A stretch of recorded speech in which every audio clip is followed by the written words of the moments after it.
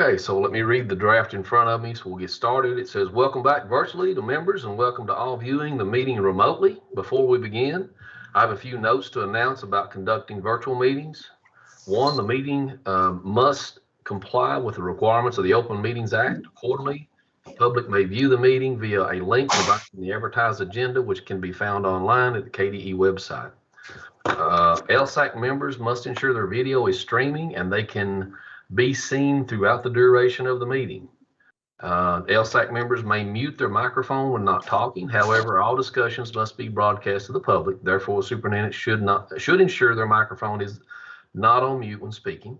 For any items that require a vote, a roll call will be necessary to record the vote of each superintendent.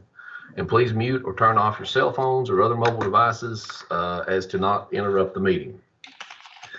So that being said, let's go ahead and get started. And it looks like number one is to update from the Department of Education. Update from the Department of Education and Commissioner Glass. Would you please give us an update? Thank you, Chair Bobrowski, and good morning, everyone. It's great to connect with you. Well, I think I'll just focus on what was the big news yesterday, and that was the press conference that the governor held. I know that there was a lot of anxiety around what would be disclosed in that. I tried to alleviate that some with the Monday message that came out a few hours before the press conference, just to affirm that this remains a local decision. But we are in an unenviable space in that our vaccinations have stalled, although the governor did reveal that last week we saw an uptick in the number of vaccinations, so that's good news. But up to that point, they'd really been slowing down. And we have the Delta variant spreading quickly across the state and the nation and the world. We've had a quintupling of the number of COVID cases. So this is not the place that we wanted to be at this time going into the school year. I know it's when we pulled back the Healthy at Schools guidance and the executive orders expired, we all thought we were through this. And I know it's difficult to think about going into another school year and having to manage COVID, but that is where we are. That's the hand that we've been dealt, and that's what we're going to have to do. I think the good news is that all of you know what to do. You've proven over this past year that you can operate in-person learning and do so in a safe way. And that the layers of virus mitigation strategies that you put in place were effective at controlling COVID in your schools. And so I know that I heard several of you talk about that you're starting at different points. And I know that for some of you, the runway on when you're going to have to start school is pretty short. And others of you have got more time. But I think at this point, we're all going to have to reevaluate our plans for this fall and what that looks like, and think about what are the steps that you'll put in place. The Kentucky Department of Education is not issuing new guidance, but we are pointing to the Centers for Disease Control guidance and then the Kentucky Department of Public Health guidance that is largely based on that.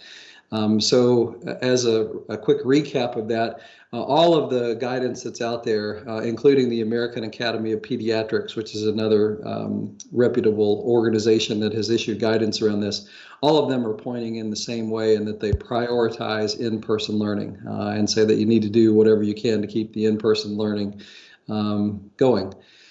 They also all emphasize the importance of encouraging and promoting vaccination in your communities. And right now we've got 12 and up is what can be vaccinated. And we know that the younger demographics are the lowest vaccination rates. So the governor yesterday talked about we had over 85 to 83% of seniors that were vaccinated, but that number plummets as you get younger and younger.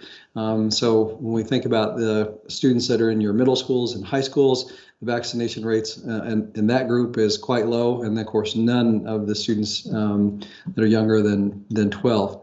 But the thing that runs common across all these guidance documents is the encouragement or prioritization of in-person learning, the stress around promoting vaccination, and then the use of layered mitigation strategies in your schools, which you're all familiar with. The social distancing in this guidance has been reduced to 3 feet, which alleviates all of the problems that we had around the number of students that we could fit in buildings before. So that's good news. We shouldn't be forced into sort of hybrid models to accommodate social distancing. And I don't know that I don't know of any schools that are considering that for the fall in any case. They also stand together in emphasizing the importance of the continued screening, testing, hand washing, sneezing, respiratory etiquette, staying at home, encouraging people to stay home if they feel sick, and to continue the contact tracing and quarantining. Contact tracing and quarantining is a little more complicated now because honestly there are more variables to consider. So if both people had a mask on and both were vaccinated and one tests positive for COVID, that's a different conversation than two people that are unvaccinated and unmasked and that came in contact. So I think you'll have to work with your public health and medical providers to determine quarantining protocols, but I think it will be less disruptive because if you have, as we prioritize the vaccination of school staff, that will help a lot. And if you still have school staff that have held out, again, go back and encourage and promote them to get vaccinated as well. The area that's probably drawing the most attention is around masking. And there are some differences in masking recommendations between some of these guidance documents. I appreciate the governor yesterday trying to clarify that and come out with a strong recommendation from his point of view. The CDC guidance recommends masking for everyone who is not vaccinated. And that would include all students between the ages of 2 and 12. So students 2 and under, there's not a recommendation around masking, but that would include at this point, all students between 2 and 12 should wear masks. And then the CDC recommends masking for unvaccinated people over that age. The American Academy of Pediatrics, I think, recognized the difficulty in trying to enforce or determine who had been vaccinated and who hadn't. And went ahead and said, well, because of that difficulty and the low vaccination rates that we have with young people, they recommended universal masking in schools going into the fall. So that is a difference in the CDC and the American Academy of Pediatrics guidance. Our Department of Public Health bridge that, I think, by saying that you should consider universal masking based on some factors in your community. So you can look at what the transmission rates or the community transmission rates are in your community. What sort of quarantining are you seeing? Are you having outbreaks on your teams or in your schools or with your staff? And then make decisions according to that. So all of this guidance from DPH to CDC to AAP really encourages school districts to look at all of the data in their community, including the number of people who are vaccinated. As that rises, the safety of all in-person activities rises as well. So you look at all that data and then you make determinations around what set of mitigation strategies are right for your community. So there is flexibility in how schools can go about this or how districts can go about this, thinking about your local context and your local community. But under no case have I seen any guidance that says pretend this is not happening. Or ignore all mitigation factors and let's just run back to pre-pandemic operations. I've not heard that except for people who are weary and tired of COVID, which we all are. Who isn't tired of that? And people that are really railing about the importance of in-person learning, which we all are. We all want that. And people who are railing about that they want these restrictions removed, which we all do. So I think we've got some commonality on our goals, but the fastest way that we can maintain in-person learning, not have it be disrupted by quarantining or outbreaks, is by following some combination of mitigation strategies, which you all know how to do, you all had in your schools, and our schools did a fantastic job with this last year. I am not aware of any confirmed COVID transmissions that occurred in a school setting. So we did have some on Teams. We heard from KHSA that 25% of the games were canceled last year because of COVID, and so that's significant. But I'm not aware of any transmissions that could be traced back and said it happened in school, and I think that's in large part due to and a credit to you, your boards, and the staff members and the students who followed COVID mitigation strategies last year. So no one is looking forward to going back to the things that we had to do, but this is where we are. And so this is one of those hard realities that I think we're going to have to face and come to grips with. You do have flexibility on what that looks like in your community and how you phase that in, but you also have a responsibility because of the existence of this guidance, the fact that we have a Delta variant now, which is a much more transmissible form of COVID.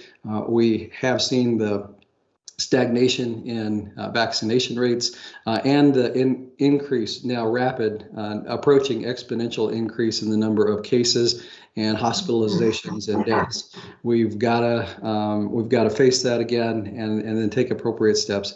So that's probably the one thing that I wanted to make sure that you had a chance to hear from me about. I know it's what is on everyone's mind. Some of you may have made decisions around what your school operations would look like and have already done that. At this point, I would urge you to reconsider those. And with the new set of facts, I know one of the things that's made everyone tired is that the guidance keeps shifting and the goalposts keep moving and the conditions keep changing. And to which I would say that's tough luck, but that's what's happening. We are, none of us that are on this call or in the state or anywhere in the world is controlling how this virus is going. The virus is controlling it. And to some degree, the decisions and choices of some of our friends and neighbors. But this is our reality. So I know that it's frustrating that it's a dynamic situation, but it is a dynamic situation. And so we're going to have to continue to evolve and adapt and think about, based on the set of facts and circumstances that we have right now, what do we do? I did hear a reporter's question at the governor's press conference that talked about the Delta variant in Great Britain had spiked really quickly and then started to subside, and wondered if that would happen in Kentucky. Well, that would be great, but we don't know that that's going to be the case for us. So right now we have to operate on the set of facts and circumstances that we have data on, what we know, and then continue to be flexible and adapt as we move forward. With that, Mr. Chair, I'll turn things back to you. I know you have a busy agenda. I'm happy to take any questions or feedback on this item or anything else, depending on how much time you'd like to spend on it. Well, I'll just ask the group if anyone has any questions for the commissioner. I know he's a very busy person as well. So any particular questions from anybody about his discussion points up through now? I would have a question, Tim. Tim, yes. This is Dave Koshner. Can you hear me, Commissioner? I can, David. Go right ahead. Hey, and again, I'm just trying to deal with the reality of all this, like everybody else. But the first question that comes to my mind is the question that I have to answer with board members. It seems like on a daily basis now. Has there been any thought by the governor's office, by KDE, to making these recommendations mandates? And the reason, and I know that there's circumstances that are different in every community, but there's we've used sliding scales and that type of thing. But what happens is this recommendation that we're asking is really asking us to turn it into a mandate. And then at that point in time, it pits districts against one another. I'm not going to go into details about where I live, but we've got folks that are real close to us that they're not going to do it. We lost 100 kids last year, 75 of which went to that district because they didn't do some of the things that was recommended. And by not making it a universal mandate, we're pitting districts against each other, and we're pitting communities even within my school system. And I know you're probably tired of hearing this too, but even within our school district, we've got folks on one side and other folks on the other side. And it would just be, and not looking for an easy way out, but it would be so much easier if the folks who we listen to and who we answer to would say, look, this is a mandate. This is something that we feel like we have to do. We've got enough information to say this is something we must do. I don't know if anybody else feels that way or not, but that's kind of what we're facing down here. Well, thank you, David. I appreciate the question and understand completely. And really, superintendents, you're in a really difficult place because you have tremendous pressure from individuals, people in your communities to lift all these restrictions, let people do whatever they want, whenever they want. And then you have guidance from CDC and the American Academy of Pediatrics and from our State Department of Health that really are telling you to continue with COVID, some kind of COVID mitigation strategy. Right now, I'll answer the question on the mandate from the Kentucky Department of Education side. I don't get to just make things up and say, here's what you shall do. My question, one of the things that I know the staff gets sick of me hearing me say is, where is the authority, or what is our authority? So everything that we do needs to be grounded in regulation or in statute. So when it comes to COVID mitigation strategies, without a governor's executive order or without the State Board of Education acting to put in place a regulation around it, it's not really within my authority to tell districts, here's what you have to do. Now, I think that if conditions change, and the governor made this clear yesterday, if conditions change and we start seeing lots of school level and community outbreaks, we start seeing the numbers get out of control again. The governor expressed that he was open to doing that again, but at this point, he really felt like it was right to leave it in the hands of the local decision makers, even though I know that puts you in a bad space. But the CDC guidance does indicate that at the local level, you should take into account all of the variables within your community and then design a COVID mitigation strategy that's right for you. So if you have really high vaccination, if you have really low community transmission rates, that's one set of circumstances. And then you could be on the other side of that spectrum. I think that at this point, if you needed some kind of rationale for why you need some kind of COVID mitigation strategy, you can't just say that we're going to throw it wide open. It's the liability issue. So you have some protections and liability in Kentucky, but those protections are, in this case, contingent on you and the board having done a good faith effort to review the scientific information and then put in place a reasoned strategy based on that. And so if there was an event where you had the school board decided we're going to ignore this guidance completely and everybody just do what they want, and that clearly would go against the guidance that's out there, and you had an outbreak and someone got sick or someone died and you were sued, the first thing the opposing attorney is going to do is ask, where was the evidence of the good faith effort that you did to evaluate the guidance and put in place a system around that? And of course, if it's all politically driven, we decided to pull back all masking, all hand washing, all of it because our community was upset about it. That's not a good faith effort. So that might be a good rationale. Sorry, my dog's upset here. She doesn't like COVID either. She's whining a little bit. But that might be a good reason or a good rationale to use on why you need some kind of structure in place. I appreciate that, and just a very quick follow up, and I'll turn my mic off for the rest of the meeting. But I think the issue is not all of the mitigation layers that you're talking about. It's strictly with us masking, and I've had, and I don't know if anybody else has had this, but I've had at least 20 phone calls, letters, notes that if we're masking, we're either homeschooling or we're going somewhere where they're not going to, just up to this point, based just on rumors, Commissioner. And that's something that, and I'll be honest, we were probably in the reddest county in the state last year. Whitley County, we were over 100 for several consecutive days. We're already in the red right now. I'm not disagreeing with the CDC or any of the issues that you're talking about. It is a very it's a flashpoint for us in our district, especially when you got folks around us who are choosing not to do that. And again, I don't know the issues with who has authority, who doesn't have authority, but it seems as if that authority's been handed to us, and all that buck is stopping on our desk. So again, I don't mean to complain. I just wanted to ask that question because I told my folks that I would. I appreciate your time.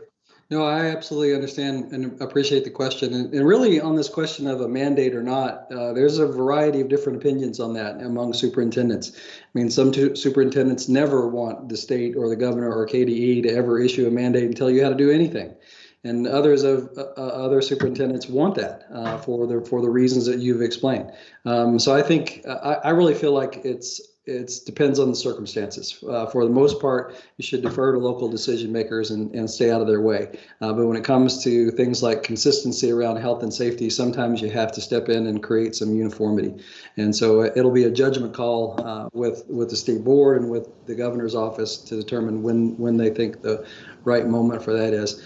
I think, David, a lot of this conversation around masking is it's based on a lot of false information around mass choking kids or cutting off air supply. Just not evidence to support those positions, or it's couched in this sort of people want to make their own choices for their students when it comes to this. It's an individual choice issue. But it's not an individual choice. That would be my retort. It's not, because if you have the virus and you're expelling viral particles on other people, that's an other affecting action. It just doesn't affect you. So I think it's going to be a really tough situation for superintendents, but I think it comes back to everybody should do what they think is the right thing to do, and that includes our superintendents. You've got to do what you think is the right thing to do for your community, and you can't control everybody. People are going to make their own decisions based on what they think is right or wrong, and this is an issue it's really hard to find a consensus or a middle ground on. So I recognize that as well, but my recommendation to you, and if I were still a superintendent, I'd be designing a set of virus mitigation strategies based on community conditions, based on the CDC guidance. And if somebody wants to make a different decision about what they do with their education of their kid next year, so be it. But I could sleep well at night knowing that I did what I needed to do to keep my kids, my staff, and my community safe.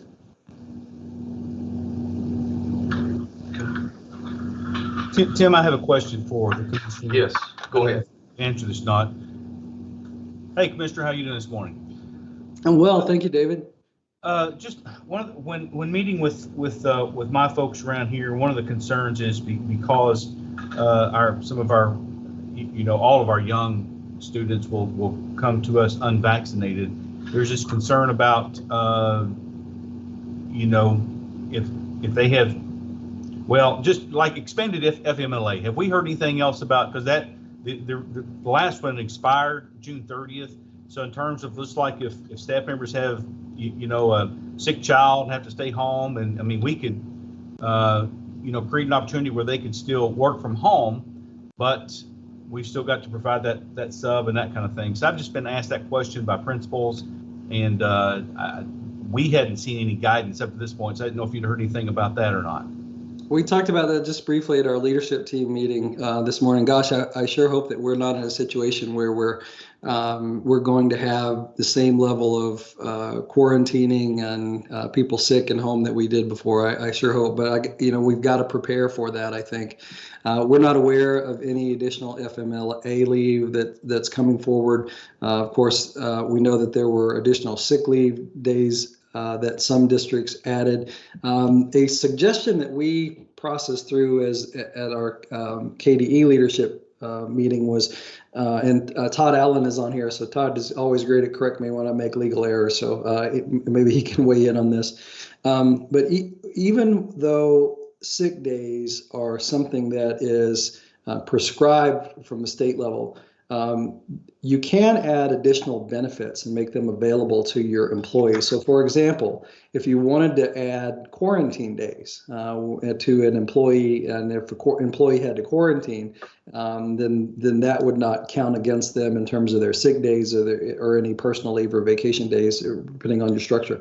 That might be something that you could consider. So at a local level, you add a benefit, and then you don't attach a monetary value to it, so it doesn't accumulate over time. It doesn't have a payout, but just for this year, that there's a benefit like that that's added. So that might be something to think about. Todd, any concerns you need to clean up on anything I said there?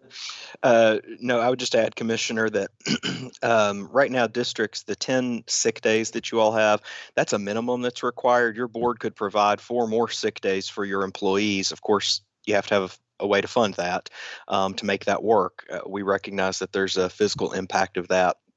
And as the commissioner indicated, we're looking into a local board's authority to add additional days for quarantine or isolation, what authority you all may have to do that under your general purview of granting fringe benefits to your employees. So stay tuned for that. We can send that out to districts. That was how in Jeffco, that was one of the things that we put in place, is just add a quarantine benefit to employees. But there's more restrictions on the days and some consistency in it in Kentucky than I had in Colorado. So we'll look at that and see if we can provide some options for you.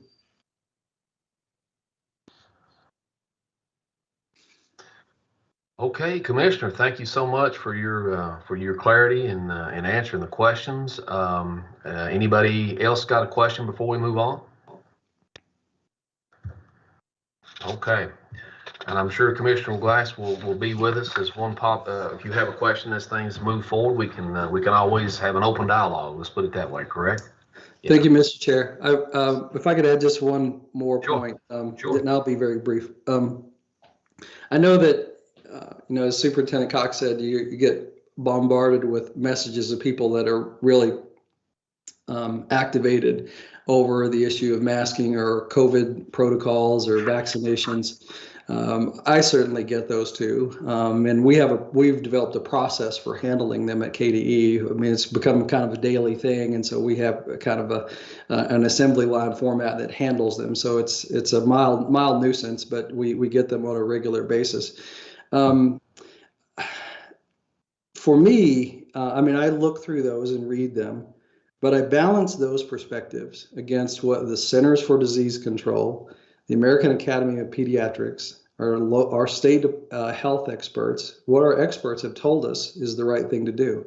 And for me, it's really, there is no debate. I mean, why in the world would I listen to an uninformed, politically biased opinion about what we need to do to keep our schools safe when we know the things that are effective at keeping our schools safe? And we have all of this people who have spent their entire professional lives thinking about how to control viruses, informing us on what to do. So my recommendations, our stance from KDE will not be influenced by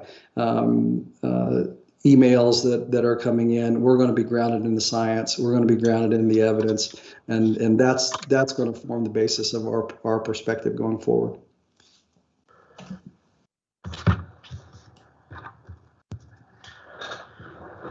Okay, Commissioner, thank you again for those thoughts. We'll move on to the item 2 on the agenda, regulations for review and action. And I will put a side note in here. It says Kentucky Board of Education policy does not require 2 readings of regulations. Per recent discussions of the Kentucky Board of Education, the board will discontinue the practice of 2 readings unless the board chair determines that additional readings are necessary.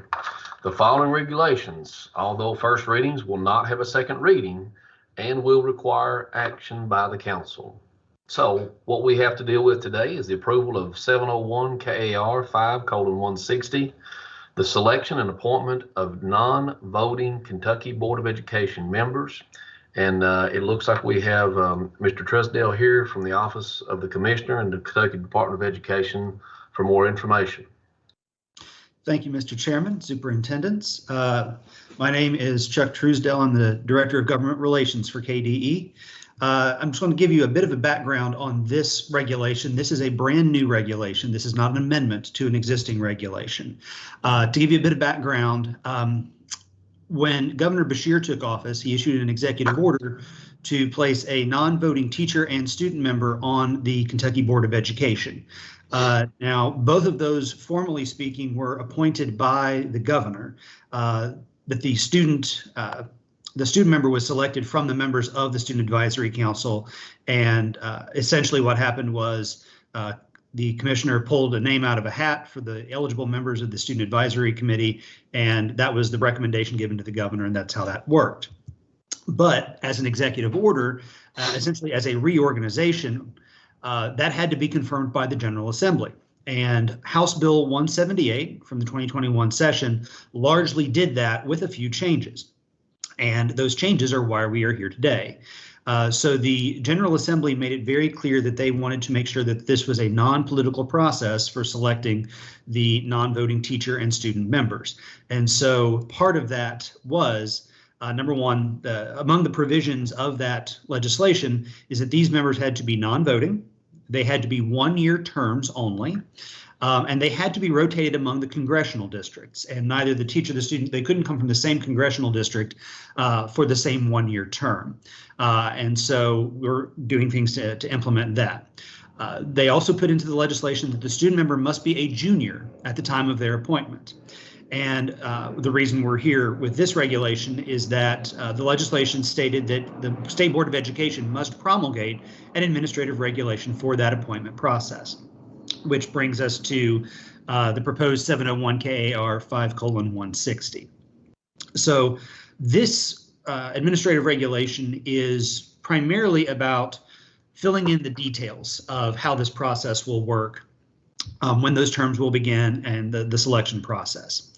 So the proposed regulation would begin the new student and teacher terms on July 1st, 2022. And number one, that gives us time for this administrative regulation to go through the entire process of being implemented, go before LSAC, before the board, goes before the General Assembly and LRC. So as it happens right now, our current student member, Soliana Mesfin, is from the 3rd Congressional District, and our teacher member, Allison Sloan, is from the 5th Congressional District. So the proposed reg would rotate from those positions. So the next student would be from the 4th Congressional District, and the teacher would be from the 6th Congressional District. And then it would just start next year with the 5th and the 1st, and so on and so forth. Applications would be opened no later than March 1st. That is, the commissioner or KDE would publicize that the application period has opened, and that would close no later than April 1st. Now, those applications will go to, respectively, the Student Advisory Committee and the Teacher Advisory Committee. And those selections will be made, well, the recommendations would be made by those groups. The requirements for that application are included in the regulation, and they include a narrative statement to explain why they think that they should be selected.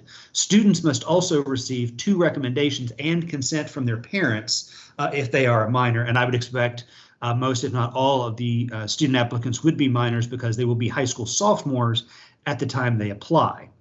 And then when they begin their term, they would be juniors. So the Student Advisory Committee and the Teacher Advisory Committee or Council, respectively, will either the entire group or a subset of the group that they choose to make those recommendations will get together and make 3 recommendations for each position to the State Board of Education. And that has to be done by May 1st. So essentially, each of those groups have a month to go through all of the applications, screen them, make sure that everybody is eligible, and make their 3 recommendations. And then at its June meeting, or as it says in the regulation, the last State Board of Education meeting of the fiscal year, which is traditionally in that early June period, the State Board of Education would make that recommendation. It does not specify in the regulation. I expect that the State Board would select a committee, sort of like the awards committee that selects or recommends awards to the Board of Education.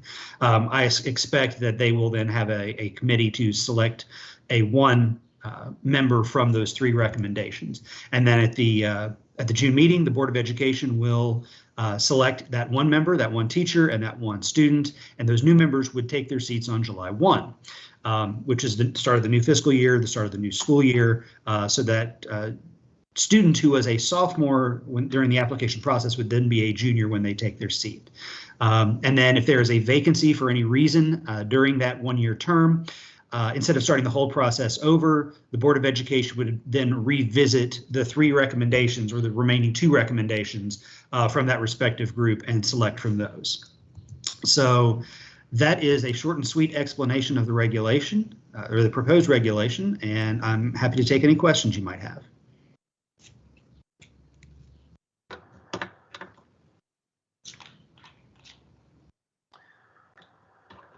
Okay, sounds like we do not have any questions, comments, concerns from anyone.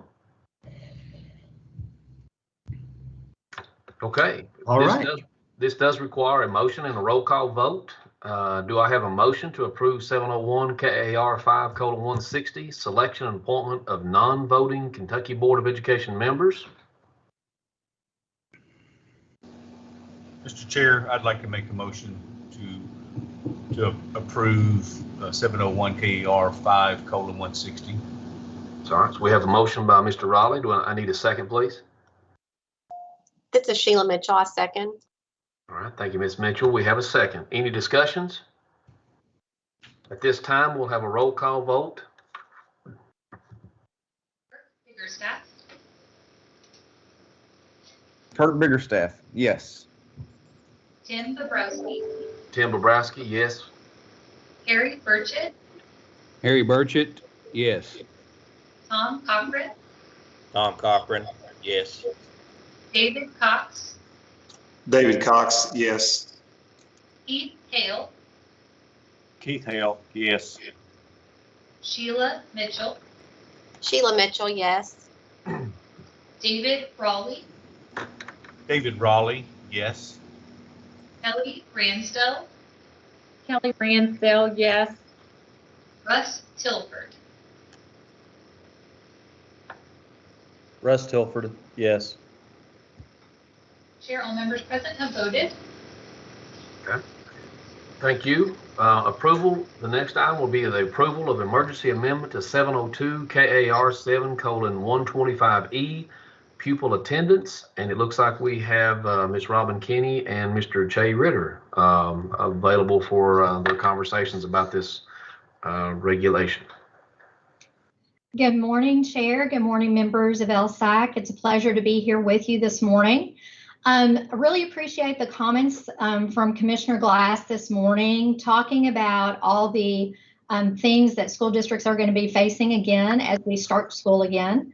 And as part of that, trying to be really prepared of situations that you might face going forward, because things are a little bit different from the attendance and funding standpoint. So this is to review an emergency amendment to 702 KAR 7:125, which is commonly known as the attendance regulation. And this amendment attempts to allow COVID quarantined and isolated students to receive educational services while enabling your school districts to receive and include your students in AADA during the 21-22 school year. So what we've heard from the commissioner, and we understand what schools will be doing, you will do your very best to mitigate the circumstances that might cause either students to be exposed or to be diagnosed with COVID-19, and you are all very familiar with how to do that. However, this is sort of the backup. In spite of your best efforts, if we still have students that are going to be quarantined, we wanted to try to propose a way that you could still receive funding for those students in a quarantine situation. So under the existing statutes and laws, remember, we're reverting back to attendance looking more like it was before COVID hit. We have in-person instruction that you're counting for attendance, or the Kentucky Board of Education actually did some waivers for that virtual academy that many of you are now participating in. But this would be a situation where you've got students that have been quarantined, so they are not in person. They are not currently enrolled in a virtual academy, but they need to be quarantined. And we want to encourage that for our students that really need to do that. There has been some concern expressed by superintendents as well as our DPPs, what that looks like in case we have to go to more than just a 1 or 2 situation, and how that's going to impact your funding. So what we have come up with, if you can turn to the regulation itself, kind of a short amendment that is found on page 3, and looking at section 1, paren 4, paren I, again on page 3 of your regulation itself. I thought this might be the best way to kind of walk through it. So you'll see that that new provision is another way that we can count attendance for the 21-22 school year. This would be allowed for pupils that are in quarantine due to documented possible exposure to COVID or isolation. And hold that thought for just a minute. We'll come back to the difference between the quarantine or the isolation. In accordance with the Centers for Disease Control and Kentucky Department for Public Health guidelines. So those are the provisions around how long you quarantine, if it's 14 days, if it's a lesser amount according to your local health department, and is receiving at least the minimum amount of daily instruction required for a typical like in-person student.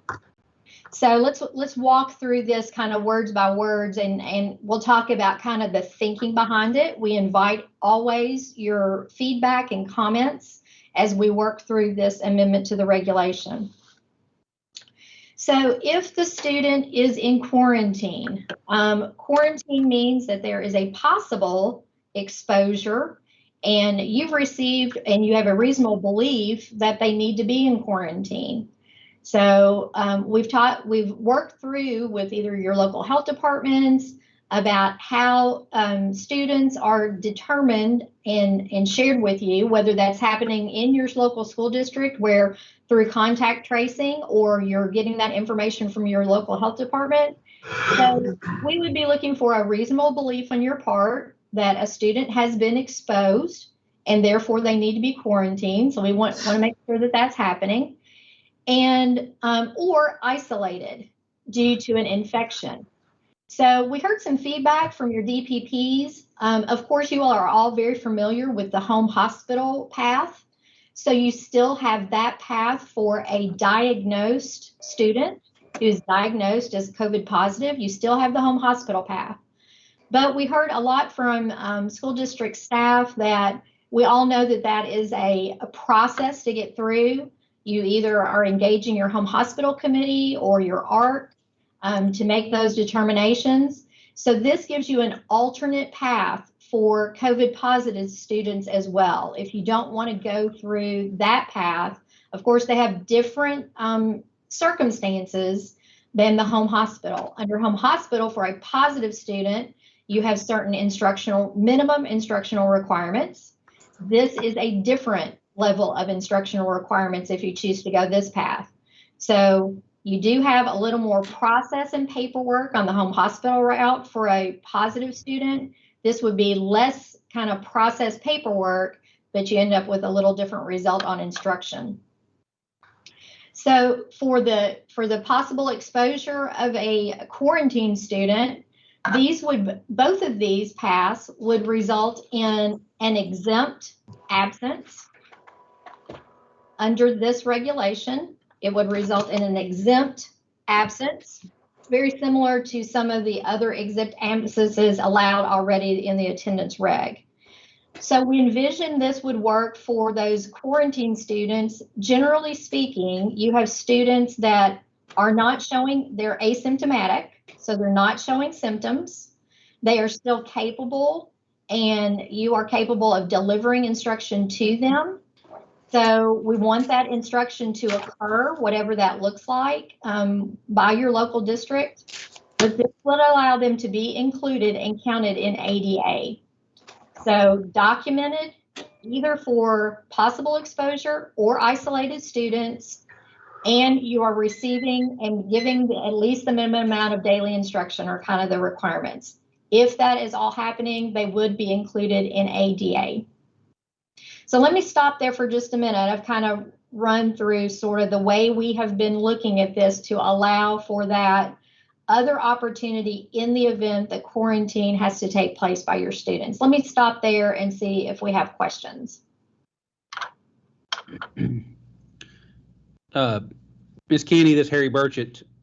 Thank you for putting this into place. Just one quick question. I'm assuming that there would be will there be a new code that would be entered into IC for that exempt absence in versus, say, an excused absence or something like that?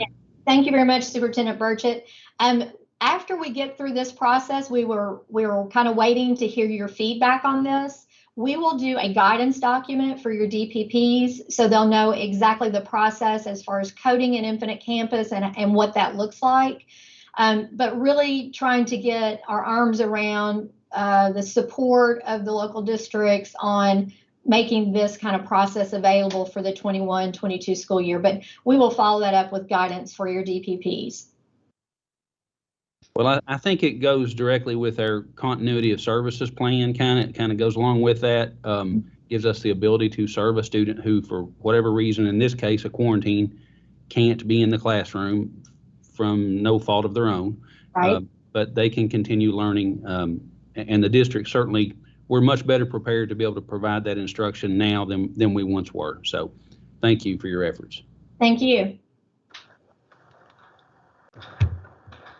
Ms. Kenny, this is Superintendent Sheila Mitchell from Anderson County, and I also want to say thank you for proposing this document as well. One quick question, as far as the minimum requirement, is that the definition for the home hospital, or is that something that you all will put into place? It will be more than the home hospital. This is for like a regular minimum amount of daily instruction. It's tied to the statute, so you're talking about a 6-hour equivalent. And the reason we did that is for home hospital, there's those minimum hourly requirements that look different. Those are for students that are actually diagnosed with a physical or mental condition that necessarily may require a lesser level of instruction. So with this level of instruction, you will be doing more instruction, again, keeping those kids on track.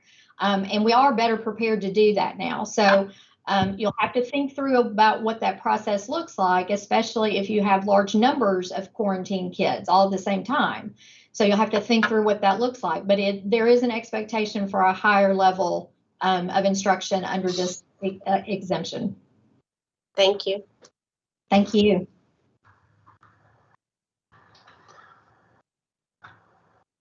Okay, Ms. Kenny, it sounds like questions have been asked, and you've done a great job answering those. And again, I would just reach out and say thank you for your work behind this issue and making sure that our kids and our schools are accommodating those types of scenarios now versus when we realize it's a problem and later on down the line. So I thank you all for your preventative work here. So if no other questions prevail, then I would need to go ahead and have a motion to approve.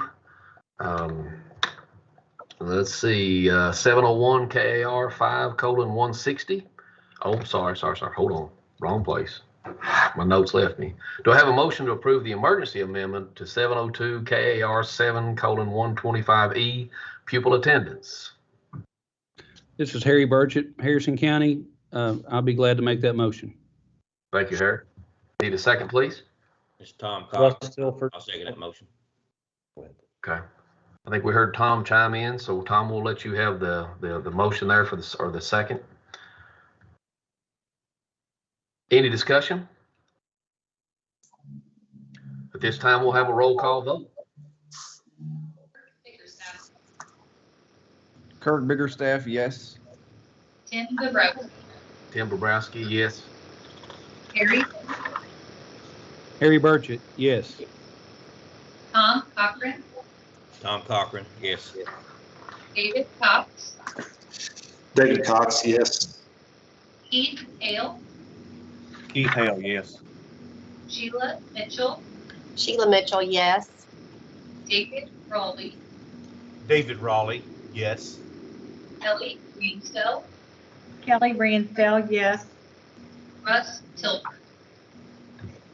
Russ Tilford, yes. Chair Olner. Let's see, Miss Meredith, could we get you to speak a little louder, just to make sure we can all hear, please? Yes, all members have voted. Okay, thank you. Okay. All right, under section 3, policies for review and action, approval of amendments to the Kentucky Tech policies and procedures We have Mr. Horseman, Ms. Slaughter, and Ms. Hargis from the Office of Career and Technical Education from the Kentucky Department of Education. Good morning, Mr. Chair and Board. We're here today to seek approval of our annual updates to the Kentucky Tech Policy and Procedures Manual. I have with me today Executive Advisor Leslie Slaughter and Dr. Beth Hargis. Dr. Hargis will give you an overview and answer any questions that you have regarding these updates. Good morning. It's a pleasure to be with you. As a reminder, the Kentucky Tech District includes 51 area technology centers. The Kentucky Tech policies and procedures guide the work of those centers. And that being said, this is an annual item, and the amendments proposed this year by KSBA are very routine to align the existing policies and procedures with the outcomes from the 2021 legislative session. So rather than going through each of those, you should have a summary document for your review, and I'm happy to answer any questions you may have.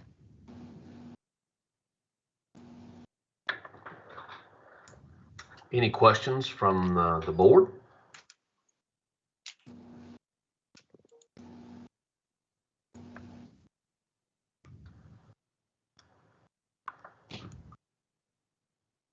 You all must have done a really good job explaining everything in nice detail for everybody. So thank you for doing that. That really helps us as superintendents when we're trying to drift through all the information that we get to make it nice and easy for us to read and to understand. It makes a big difference. So thank you both for doing that. So do I have a motion to approve the amendments to the Kentucky Tech policies and procedures? Motion. We have a motion by Mr. Cox. Second? Second, Kelly Ransdell. We have a second by Ms. Ransdell. Any discussion? At this time, we'll have a roll call vote.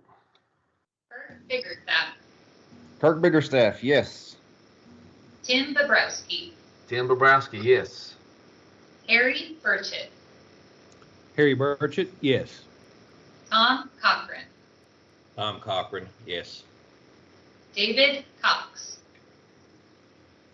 David Cox, yes. Keith Hale, Keith Hale, yes. Sheila Mitchell, Sheila Mitchell, yes. David Raleigh, David Raleigh, yes. Kelly Ransdell, Kelly Ransdell, yes. Russ Tilford. Russ Tilford, yes. Big Chair, all members have voted. Okay, thank you. Next, we'll have an approval of amendments to the Kentucky School for the Blind and Kentucky School for the Deaf policies and procedures. And we have Ms. Hilton and Ms. Morrison from the Office of Special Education and Early Learning from the Kentucky Department of Education. Hi, good morning, Chair and members of the council. Before you it's the annual update for the policies for the Kentucky School for the Blind and Kentucky School for the Deaf, and I believe you also have a summary sheet in your packet as well to show the specific changes that we're proposing within these policies. And Carol Ann Morrison, the director of the state schools, is here with me today, and I'm going to turn it over to her to share with you just a brief synopsis of these updates and answer any questions that you may have. Thank you, Greta. Good morning. These policy updates are very similar to what you just heard in the previous group and what they shared with you. Like Greta said, we do have a summary document. We developed a chart for you that shows the changes that are recommended in there. We do also use the KSBA policy program, and so that's what we've utilized for these. So these are very typical, our annual policy updates. I'm happy to answer any questions you might have.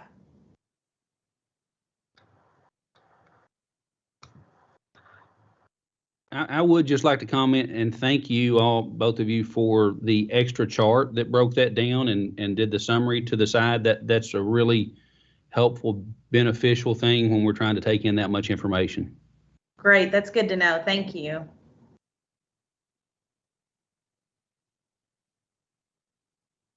All right, nice job, ladies, on making your presentation today, as well as the information for a special group of folks that we all hold true and dear to our hearts. we want to make sure those kids always have the same opportunity and access as every other kid. So thank you all for looking out for them, we'll say, okay? So, all right, looks like we'll need to have a vote at this time. Do I have a motion to approve?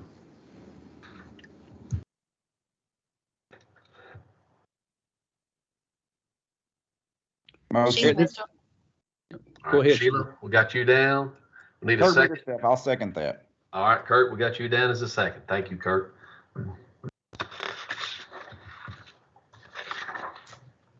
We need to have a roll call, please. Kurt Biggerstaff, Kurt Biggerstaff, yes. Tim Bobrowski, Tim Bobrowski, yes. Harry Burchett, Harry Burchett, yes. Tom Cochran, yes. David Cox, David Cox, yes. Keith Hale, Keith Hale, yes. Sheila Mitchell, Sheila Mitchell, yes. David Raleigh, David Raleigh, yes. Ellie Ransdell, Kelly Ransdell, yes. Russ Tilford. Russ Tilford, yes. All members have voted. Okay, thank you. I want to thank everyone for today's attendance and being in where you're at. I do have a question. Are any of you all going to the KASA conference this week? Real quickly before we end. See several of you nodding. Yes, okay. Well, good. Let's when we get down there, we'll say hello to each other and greet each other like we're to do always, and hopefully we'll have a good time. I'm taking my staff down, some of my staff down as well, to have a district retreat tomorrow. So I think it's a good time for us to step away, but then come back with a really good attitude about starting off the school year. So I look forward to seeing some of you all there in actual face-to-face. Speaking of face-to-face, and I know we're supposed to adjourn, but I need to get your input. And I'd like to ask, as an LSAC committee, as you look down the future meeting dates, it's September 28th. Obviously, we have no idea where we'll be at 2 weeks before September 28th. Is there a preference from the group about continuing virtual, or are you all want to get back into person meetings? That's a question I have for the group.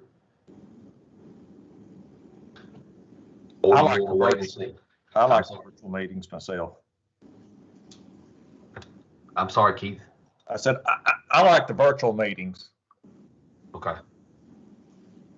I'm not opposed to seeing you all in person, but it's just quicker and easier. Okay. Any other comments? Cheaper as well. This is Sheila Mitchell. I agree with Superintendent Hale. I prefer the virtual. I'm not at all opposed of meeting in person, but it's just quicker and easier. Okay. All right. Here, it looks like Dr. Woods Tucker would like to ask a question. Oh, sure. Dr. Tucker. Thanks, Meredith. Just a comment, Tim, thanks for mentioning the upcoming KASA conference. I will be presenting at 11 o'clock on Thursday, and I'll be discussing our equity toolkit, particularly the playbook, the equity playbook. And those of you who have questions regarding the playbook, I will be there to answer some of the questions that you have. And I want to thank many of you who've already requested information. You signed up for the equity playbook, and hopefully we can provide this opportunity to more school districts across the Commonwealth. All right. Thank you, Dr. Tucker. We look forward to seeing you there at KASA. Thank you. Okay, so from no other, Meredith and I will get together prior to the September 28th. It's going to be here before we know it, and we'll let you all know kind of how we're going to proceed on the meetings. Could be virtual, could be in person, could be a combination. We'll see. We've been as creative as any group that I'm aware of that's out there. So we do respect your time. I do appreciate your wisdom and knowledge that you all bring to the table when we have these discussions. So thank you all. We will need a motion to adjourn. Motion. Thank you, Mr. Cox. We have a motion. Second. Thank you, Mr. Raleigh. All right. You guys have a good break between now and school. If we don't see you at KASA, I wish you nothing but the best as we start the new school year. If anything I can do to help, feel free to call, holler, send me a smoke signal, whatever you need to do, I'm available. So see you all. Thanks, Tim. Same Bye. to you. Thanks.